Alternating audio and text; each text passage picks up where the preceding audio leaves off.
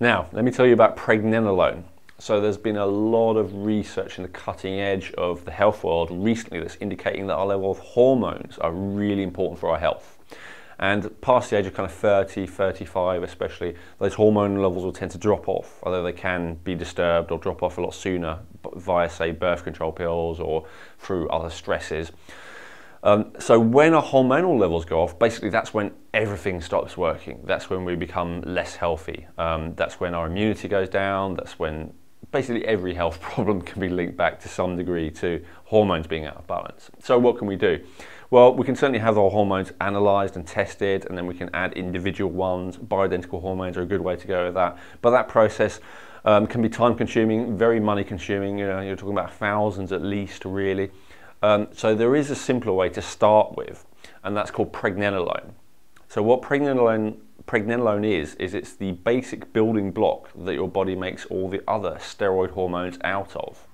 So while it can be dangerous adding kind of progesterone or testosterone or estrogen, because you can easily give your body too much, if you give your body pregnenolone, then it's able to make whatever it wants out of it. So it's a very safe substance.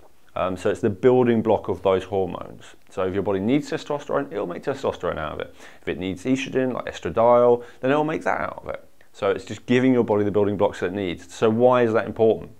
Well, it's important particularly either if your body's hormones are low, so say if you're going through the menopause or if you're getting older, or it's actually important if you eat a vegan diet.